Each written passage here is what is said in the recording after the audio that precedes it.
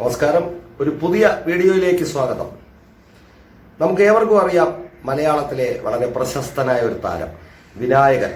അദ്ദേഹം നായക പ്രാധാന്യമുള്ള വേഷങ്ങൾ പോലും ധാരാളം ചെയ്തിട്ടുണ്ട്. മലയാളികൾ വളരെയധികം ഇഷ്ടപ്പെടുന്ന ഒരു നടനാണ്. ഇപ്പോൾ ഈ ഇടയ്ക്ക് ഇറങ്ങിയ കളങ്കാവൽ എന്നുള്ള ഒരു സിനിമയിൽ നമ്മുടെ സൂപ്പർ മെഗാസ്റ്റാർ മമ്മൂട്ടിയോടൊപ്പം തന്നെ അതിനേക്കാളും പ്രാധാന്യമുള്ള ഒരു വേഷമെന്ന് തന്നെ വേണമെങ്കിൽ പറയാം. വളരെ നല്ല പെർഫോമൻസ് ആയിരുന്നു.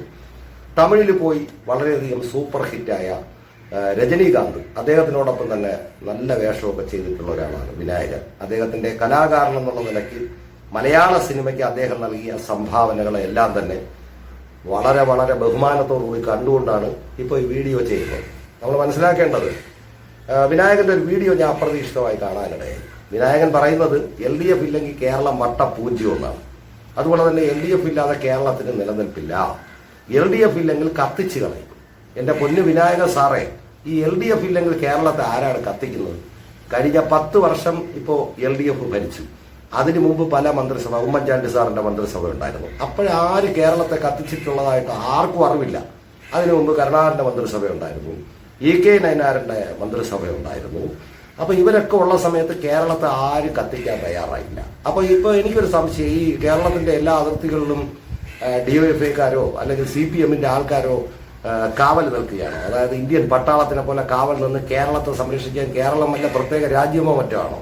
താങ്കളുടെ കാഴ്ചപ്പാടിൽ ചിലപ്പോൾ കേരളം ഒരു രാജ്യമായി തോന്നിയേക്കാം. പക്ഷെ നമ്മളെപ്പോലെ സാധാരണക്കാർ മലയാളികൾ ഒരിക്കലും കേരളം ഒരു രാജ്യമായിട്ട് നമുക്കിതുവരെ ഫീൽ ചെയ്തിട്ടില്ല.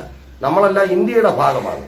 ഇന്ത്യയെ കാക്കാൻ ഇന്ത്യക്ക് ഒരു പ്രധാനമന്ത്രിയുണ്ട്. അതുപോലെ തന്നെ ഇന്ത്യക്ക് ഒരു നല്ല സേന, വളരെയധികം ശക്തിയുള്ള നല്ലൊരു പട്ടാള സംവിധാനമുണ്ട്. അതുകൊണ്ട് ഇന്ത്യയും കത്തിക്കൂല, കേരളത്തിനെയും കത്തിക്കൂല. താങ്കളുടെ ഭാഗത്ത് നിന്നൊക്കെ ഒരുപാട് തെറ്റുകളൊക്കെ സംഭവിക്കാറുണ്ട്, നമ്മൾ പലപ്പോഴും കണ്ടിട്ടുള്ളതാണ്. ഇതിനൊക്കെ സംരക്ഷണം കിട്ടണമെങ്കിൽ LDF പോലുള്ള ഒരു പാർട്ടിയുടെ ആവശ്യം വിനായകൻ എന്ന് പറയുന്ന നിങ്ങൾക്ക് മാത്രമാണുള്ളത്. പക്ഷേ മറ്റ് പൊതുജനത്തിന് ഒന്നും തന്നെ താങ്കൾ ഈ പറയുന്ന അഭിപ്രായത്തോട് ഒരു യോജിപ്പുമില്ലെന്നുള്ളതാണ് സത്യം.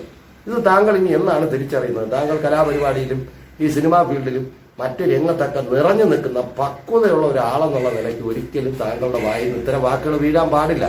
അത് പ്രത്യേകം ശ്രദ്ധിക്കേണ്ടതാണ്. LDF ഇല്ലെങ്കിലും കേരളം ഉണ്ടാവും, UDF ഇല്ലെങ്കിലും കേരളം ഉണ്ടാവും, BJP ഇല്ലെങ്കിലും കേരളം ഉണ്ടാവും, ഇന്ത്യയും ഉണ്ടാവും. LDF ഇല്ലെങ്കിൽ കേരളമില്ല. ഇത് നിങ്ങളുടെ മാത്രം കാഴ്ചപ്പാടാണ്. പക്ഷെ മറ്റുള്ളവർക്ക് അങ്ങനെ ആകണമെന്നില്ല. LDF ഇല്ലെങ്കിലും കേരളം ഉണ്ടാകും, ഇന്ത്യയും ഉണ്ടാവും, എല്ലാം ഉണ്ടാവും.